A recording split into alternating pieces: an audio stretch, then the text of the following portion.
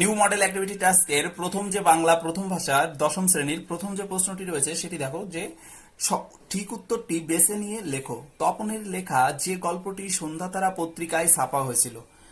তপনের লেখা যে গল্পটি সন্ধ্যাতারা পত্রিকায় ছাপা হয়েছিল তার নাম ছিল হচ্ছে প্রথম দিন, তাই তো? দেখো তোমরা এভাবে লিখবে যে তপনের লেখা যে গল্পটি সন্ধ্যাতারা পত্রিকায় ছাপা হয়েছিল তার নাম হচ্ছে প্রথম দিন। এরপর পাঠ্য অশোকে একজন কবিতার অনুবাদক। পাঠ্য অশোকে একজন কবিতার অনুবাদক হচ্ছে নবারুণ ভট্টাচার্য। তো এখানে তোমরা নবারুণ ভট্টাচার্যকে আমরা হাইলাইটস করে দিই। তৃতীয় যে প্রশ্ন রয়েছে, আফ্রিকা কবিতা রবীন্দ্রনাথ ঠাকুরের যে কাব্যগ্রন্থ থেকে নেওয়া হয়েছে। এটা তোমরা সুন্দর করে প্রথমে প্রশ্নটি উঠাবে, উঠানোর পর এভাবে লিখবে যে পত্রপুট কাব্যগ্রন্থ থেকে আফ্রিকা কবিতাটি নেওয়া হয়েছে। তাহলে উত্তর হবে হচ্ছে পত্রপুট। বুঝতে পেরেছো? তোমরা পত্রপুটে দাগ দিয়ে রাখো। তারপরে দেখো, বাবু কুইল ড্রাইভার্স কথাটি বলতেন, বাবু কুইল ড্রাইভার্স কথাটি বলতেন হচ্ছে লর্ড কার্জন। তো লর্ড কার্জনে টিক দিয়ে রাখো, লর্ড কার্জন। এবং তারপর রয়েছে দেখো যে কাব্যগ্রন্থটি শঙ্খ ঘোষের লেখা নয়। কি কি দেখো, দিন ও রাত্রি তার লেখা, দিনগুলি রাতগুলি তার লেখা, পাঁজরে দাঁড়ের শব্দ, ধুম লেগেছে হৃদয়। দিন ও রাত্রি যে কাব্যগ্রন্থটি শঙ্খ ঘোষের লেখা নয় সেটি হবে দিন ও রাত্রি, দিন ও রাত্রি।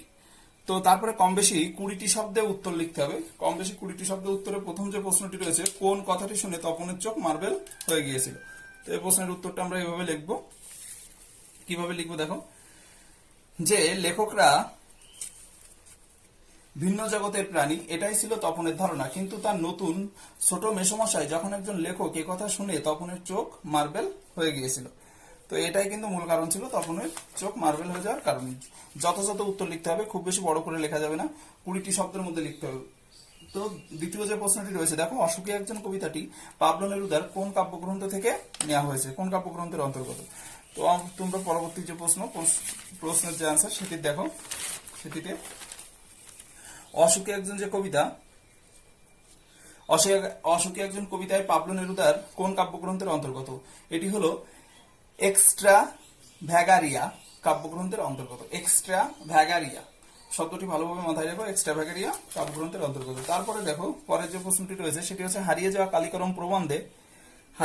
কালিকরম প্রবন্ধে প্রাবন্ধিক ছেলেবেলায় কার জ্যামিতি পড়েছিলেন বলে জানিয়েছেন। তো তোমরা এভাবে লেখো যে বাংলা ভাষায় বিজ্ঞান প্রবন্ধে প্রাবন্ধিক রাজশেখর বসু ব্রাহ্ম মোহন মল্লিকের লেখা জ্যামিতি পড়েছিলেন বলে জানিয়েছেন। যেটি আনসার সেটিকে তোমরা অন্য কালি দিয়েও লিখতে পারো সুন্দর করে, ঠিক আছে? তো তারপরে রয়েছে দেখো 4 নম্বর যে প্রশ্ন, 4 নম্বর প্রশ্ন রয়েছে কি, 4 নম্বর প্রশ্ন রয়েছে, আফ্রিকা কবিতায় দিনের অন্তিমকাল কিভাবে ঘোষিত হয়েছিল। দিনের অন্তিমকাল ঘোষিত হয়েছিল অশুভ ধ্বনিতে ঘোষিত হয়েছিল। দিনের অন্তিমকাল অশুভ ধ্বনিতে ঘোষিত হয়েছিল। এরপর রয়েছে দেখো পরের যে প্রশ্ন সেটি হলো, আয়ারও বেঁধে বেঁধে থাকি কবিতায় কবি পায়ে পায়ে হিমানির বাঁধ বলতে কি নির্দেশ করেছেন। তো হিমানির শব্দের অর্থ হলো আমরা জানি যে বরফের বাঁধ। এখানে আয়ারও বেঁধে বেঁধে থাকি কবিতায় কবি শঙ্খ ঘোষ প্রতি পদক্ষেপে হিমানির বাঁধ বলতে বিপদের কথা বলেছেন। 3 নম্বর প্রশ্নের যে উত্তর, 3 নম্বর প্রশ্নের সমাধান বা উত্তর দেখো কি রয়েছে। 3 নম্বর প্রশ্নের উত্তর হচ্ছে, ওর হবে বক্তাকে তার কেন তার এমন মনে হয়েছে। তো প্রথমে দেখো তোমরা কিভাবে লিখবে যে উৎস, বিশিষ্ট লেখিকা আশাপূর্ণা দেবীর কুমকুম নামক ছোটদের গল্প সংকলনের অন্তর্গত জ্ঞানচক্ষু থেকে অংশটি গৃহীত হয়েছে বা উদ্ধৃত হয়েছে। প্রথম অংশ, উদ্ধৃত অংশটির বক্তা হলেন তপনের ছোট মেসোমশাই। তো প্রথম যে অংশটি কি ছিল, যে বক্তাকে, তাহলে বক্তাকে এর অ্যান্সার আমরা করে ফেললাম যে বক্তা তার কেন তার এমন মনে হয়েছে, কেন তার এমন মনে হয়েছে। দ্বিতীয় অংশে লিখবে, তপনের ছোট মেসোমশাই বলেন তপনের বয়সের ছেলে মেয়েরা রাজা রানীর গল্প না হলে খুন জখম বা না খেতে পেয়ে মরে যাওয়া এইসব বিষয় নিয়ে গল্প লেখে, কিন্তু তপন তা না করে স্কুলে ভর্তির প্রথম দিনের অভিজ্ঞতা নিয়ে গল্প লিখেছে। এই জিনিসটা তার খুব ভালো লেগেছে, তো এর জন্যই তার এমন মনে হয়েছে। বুঝতে পেরেছো? তারপরে দেখো পরের যে প্রশ্নটি রয়েছে সেটি হলো, অশোকে একজন কবিতায় কার মাথার উপর বছরগুলি পর পর নেমে এসেছিল। অশোকে একজন কবিতায় কার মাথার উপর বছরগুলি পরপর নেমে এসেছিল। তাহলে সেটা দেখে নাও।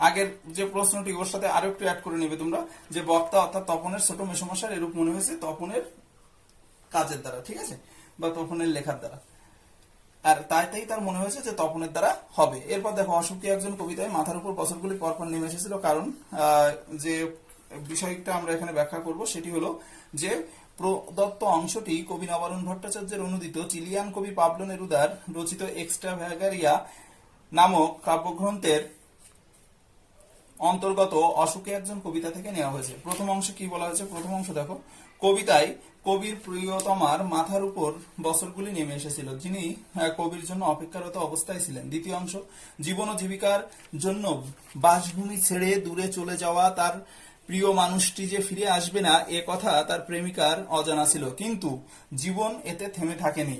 বৃষ্টিতে কবির পায়ের দাগ মুছে তাতে ঘাস জন্মায়, নিরন্তর অপেক্ষা চলতেই থাকে। দীর্ঘ প্রতীক্ষারতা নারীর জীবনে তার প্রিয়তমের অনুপস্থিতির বছরগুলো যেন পাথরের বোঝা হয়ে তার মাথার উপর নেমে আসে। এখানে পরপর বলতে বিচ্ছেদের বেদনার যে গভীরতা তাকে বোঝানো হয়েছে। এর পরের যে প্রশ্নটি রয়েছে দেখো, আমরা বিখেরি 12 মাস আয়ারও বেঁধে বেঁধে থাকি কবিতায় এমন মন্তব্যের কারণ বিশ্লেষণ করো। তো তোমরা প্রথমেই এখানে উৎস লিখবে। উৎস লিখে দেখো কিভাবে লিখবে,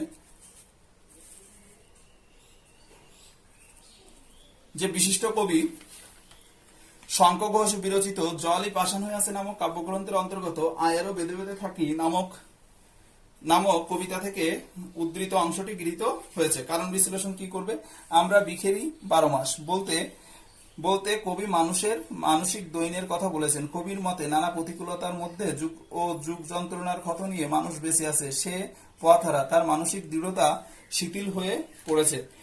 তো এরপর দেখো পরের অংশটুকু, তার প্রকৃত ইতিহাসের সঠিক প্রতিফলন হয়নি জেনেও সে নিশ্চুপ এবং বহির্বিশ্ব থেকে বিচ্ছিন্ন। এভাবে দুর্বল ও ভীরু সাধারণ মানুষের অবহেলিত মানসিক দৈন্যের কথা বলতে গিয়ে কবি এমন মন্তব্য করেছেন। তো এর মাধ্যমে আমাদের কিন্তু 3.3 এর যে প্রশ্নটি সেটির উত্তরও সুন্দরভাবে কমপ্লিট হলো। এবার 3.4, উদ্ভ্রান্ত আদিম যুগের কথা আফ্রিকা কবিতায় কিভাবে উল্লেখিত হয়েছে। দেখো উদ্ধৃত অংশটুকু, ঋষিকবি কবিগুরু দ্য ভার্সেটাইল জিনিয়াস রবীন্দ্রনাথ ঠাকুর বিরচিত পত্রপুট কাব্যগ্রন্থের অন্তর্গত আফ্রিকা কবিতা থেকে নেওয়া হয়েছে। সৃষ্টির আদিকালে প্রাগৈতিহাসিক তমসাবৃত অবিন্যস্ত সেই সময় যখন প্রকৃতির আদিমতায় আচ্ছন্ন ছিল, স্রষ্টা তখন নিজের নব সৃষ্টির প্রতি অসন্তোষ বশত সেগুলিকে বারবার বিধ্বস্ত করেছিলেন। এটি বিশেষ কোনো মুহূর্তে করেছিলেন, সেই যে মুহূর্ত, ঠিক আছে, সে বিশেষ কোনো মুহূর্ত নয়, এটি বিশেষ কোনো মুহূর্ত নয়, সেই মহিয়ান সর্বনির্মাতার সৃষ্টিকর্মের পর্বে পর্বে বিন্যস্ত হয়েছে প্রকৃতির রূপটি। আফ্রিকা কবিতায় উদ্ভ্রান্ত আদিম যুগের কথা এভাবেই উল্লেখ করা হয়েছে। তারপর দেখো 3.5 কি রয়েছে দেখো, আমি যেখানে কাজ করি সেটা লেখালেখির আপিস, সেই আপিসের চিত্র লেখক কিভাবে উপস্থাপিত করেছেন। তো আমরা এভাবে লিখবো যে উৎস প্রদত্ত অংশটুকু শ্রীপান্ত ছদ্মনামের আড়ালে বিশিষ্ট প্রাবন্ধিক শ্রী নিখিল সরকারের লেখা হারিয়ে যাওয়া কালি কলম ও মন গ্রন্থের অন্তর্গত হারিয়ে যাওয়া কালি কলম নামক গল্প থেকে নেওয়া হয়েছে। প্রবন্ধ অবলম্বনে প্রাবন্ধিকের লেখালেখির অফিসের যে চিত্র ফুটে উঠেছে তা হলো, প্রাবন্ধিক শ্রীপান্ত যেখানে লেখালেখির কাজ করেন সেখানে সবাই লেখক, কিন্তু কারো হাতে কলম নেই। সকলের সামনেই চৌকো আয়নার মতো একটি করে কাচের স্ক্রিন বা পর্দা মানে পদারিপ আকার দিলেও হবে, আর তার নিচে একটা কিবোর্ডের প্রতিটি বোতামে রয়েছে একটি করে হরফ।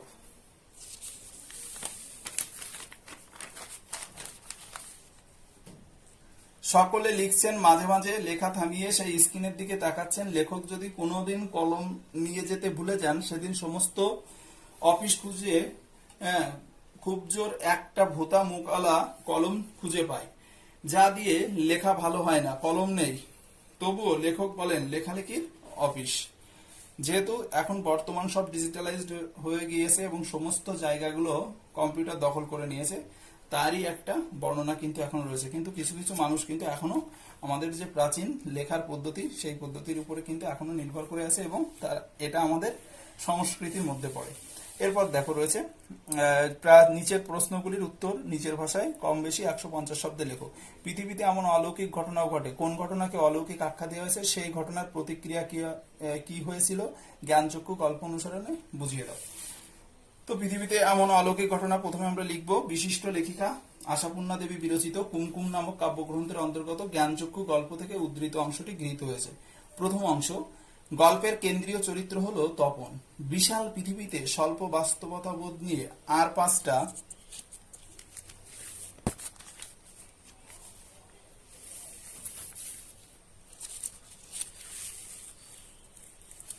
পাঁচটা শিশুর মতোই তার পথ চলা।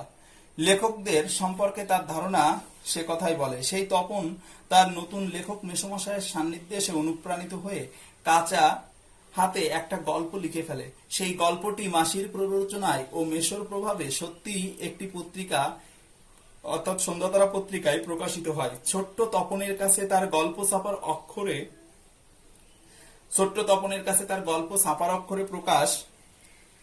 প্রকাশ পাওয়ার ঘটনা ছিল স্বপ্নের মতোই। তপনের কাছে এই চমকপ্রদ ঘটনাটিকেই অলৌকিক বলে আখ্যা দেওয়া হয়েছে। তো এরপর দেখো দ্বিতীয় অংশ। এই ঘটনার প্রতিক্রিয়া স্বরূপ তপন পত্রিকা হাতে পেয়ে পড়ার সময় হতবাক হয়ে যায়। এ গল্প তার নামে প্রকাশিত হলেও মূলত তার মেসো পাকা হাতের লেখাটাই সে বুঝতে পারে। এই লেখার কোথাও সে নিজেকে খুঁজে পায় না। লেখাটি পড়তে চেষ্টা করলেও সে স্তম্ভিত ও বোবা হয়ে যায়। পরে সকলের বকুনি খেয়ে মেসোমশায়ের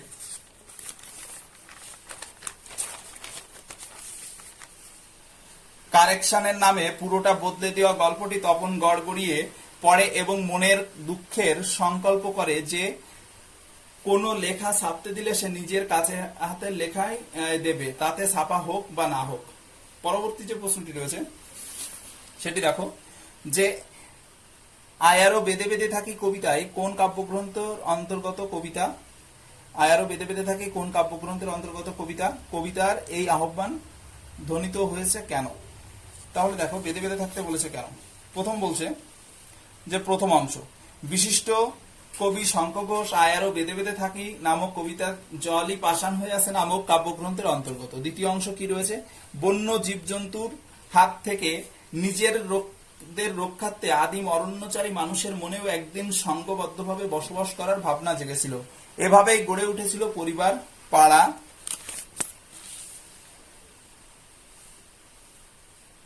গ্রাম, প্রদেশ, রাষ্ট্র। সৃষ্টি হয়েছিল নতুন নতুন সভ্যতার এবং আজ বন্য জন্তুর ভয় নয়, সাম্রাজ্যবাদী ক্ষমতাবান মৌলবাদী শক্তি তাদের নৃশংসতার সাধারণ মানুষের সামনে অস্তিত্বের সংকট সৃষ্টি করেছে। এই সংকট থেকে রক্ষা পেতে ভাবি প্রজন্মের কাছে এক সুন্দর পৃথিবী রেখে যেতে হলে প্রয়োজন মানুষের সংঘবদ্ধতা। সুস্থ, শান্তিকামী ও বিবেকবান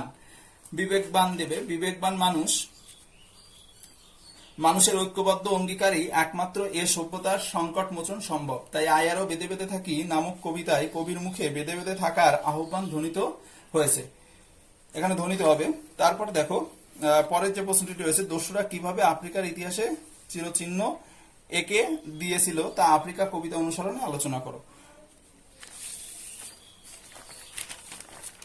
তো আমরা দেখো প্রথমে কি লিখবো এখানে, যে বিশ্ববরেণ্য কবি রবীন্দ্রনাথ ঠাকুর বিরচিত পত্রপুট কাব্যগ্রন্থের অন্তর্গত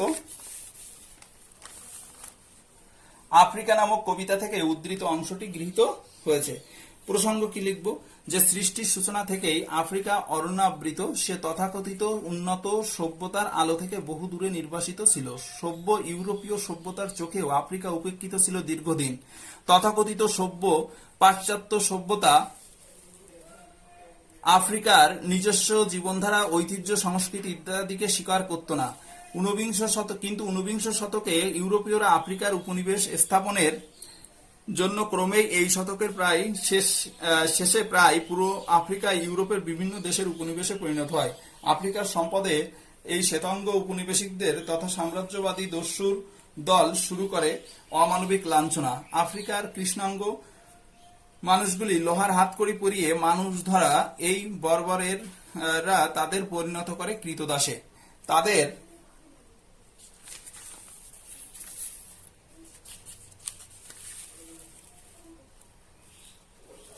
তাদের বর্বরতা, লোভ আফ্রিকার সূর্যহারা অরণ্যের চেয়েও কালো। এইসব অত্যাচারিত মানুষের রক্ত অশ্রুতে কর্দমাক্ত হয় আফ্রিকা বনপথের ধুলো। সাম্রাজ্যবাদী দস্যুদের কাটামারা জুতোর তলায় কাদার পিণ্ড এভাবে আফ্রিকার অপমানিত ইতিহাসে চির চিহ্ন দিয়ে গিয়েছে।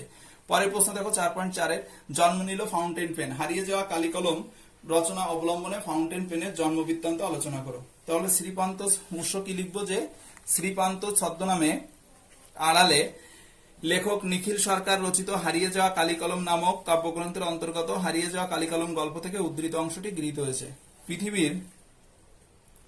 পৃথিবীর প্রতিটি আবিষ্কারের পিছনেই থাকে নানান গল্প বা ঘটনা। তবে গল্প বা ঘটনা যাই হোক না কেন, প্রয়োজনের তাগিদেই যে আবিষ্কারে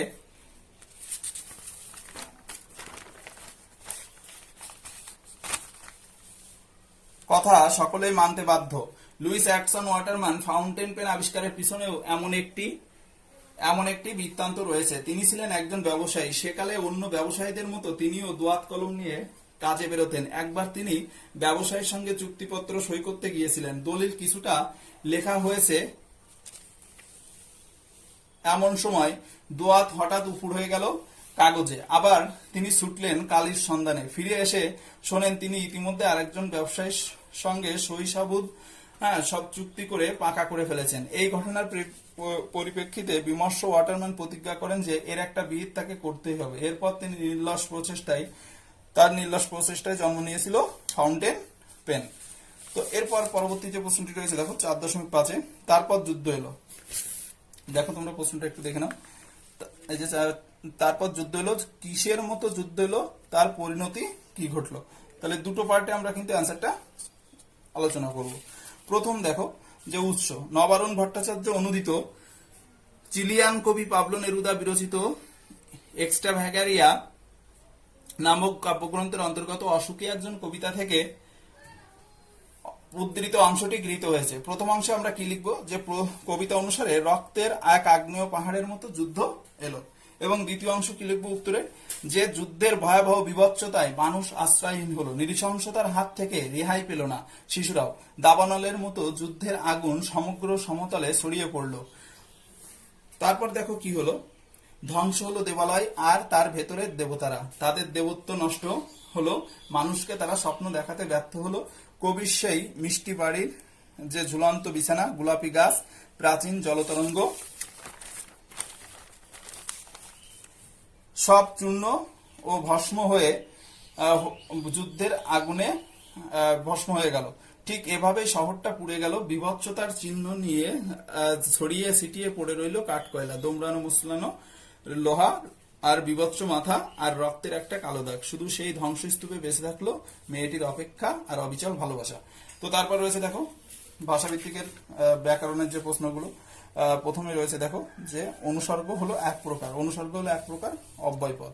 তারপরটি কি রয়েছে, বিভক্তি কখনোই লুপ্ত হয় না, বিভক্তি কখনো লুপ্ত হয় না, কর্ম কারক, ওটা বিভক্তি হবে। তোমাদের প্রশ্নেও কিন্তু এখানে বিভক্ত কথাটি রয়েছে, তোমরা কিন্তু বিভক্তি করে নেবে। হ্যাঁ, তারপর দেখো রয়েছে নির্দেশকের একটি উদাহরণ হলো গুলি। নির্দেশকের একটি উদাহরণ কি, গুলি। বঙ্গ অনুবাদ করতে বলেছিল, বঙ্গ অনুবাদটা দেখে নাও।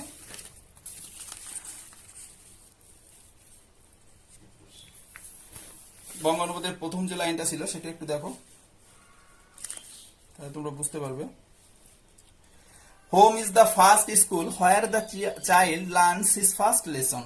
অর্থাৎ বাড়ি হলো জীবনের প্রথম বিদ্যালয় যেখানে শিশু তার প্রাথমিক শিক্ষা গ্রহণ করে। সে তারপরের লাইন দেখো, he sees hears and begins to learn at home. অর্থাৎ সে দেখে শোনে এবং বাড়িতে শিক্ষা নিতে শুরু করে। বিগিনস মানে কি করা, শুরু করা। It is home that builds in character. অর্থাৎ এই একটি ভালো বাড়িতেই কিন্তু একজন সৎ এবং সুস্থ যে মানুষ সে সৃষ্টি হয়। তাহলে এখানে দেখো it is home that builds is character, এই বাড়ি তার কি নির্মাণ করে, চরিত্র নির্মাণ করে। তো আমাদের এখানে একটা লাইন বাদ রয়েছে, আমরা সরি ভুলবশত তোমরা এটা লিখে নেবে যে it is home that builds his character. এই বাড়ির মাধ্যমে তার কি গঠিত হয়, চরিত্র গঠিত হয় বা নির্মিত হয়। ঠিক আছে, বাড়ির মানুষের সঙ্গে সংস্রবে মিশে কিন্তু তার চরিত্র নির্মিত হয়। এই লাইনটা আমাদের এখানে লেখা একটু বাদ গিয়েছে, যা হোক। তারপরে রয়েছে দেখো, in a good home honest and healthy man are made, অর্থাৎ একটি ভালো বাড়িতেই একজন সৎ এবং সুস্থ মানুষের সৃষ্টি হয়। ঠিক আছে, একজন সুস্থ এবং সৎ মানুষ সৃষ্টি হয় একটা ভালো বাড়িতেই। তো তারপর দেখো তোমাদের এর মাধ্যমে কিন্তু আমাদের বাংলার মডেল অ্যাক্টিভিটি টাস্ক সম্পূর্ণ শেষ হলো। বাংলার পরে আমরা চলে যাব ইংরেজি।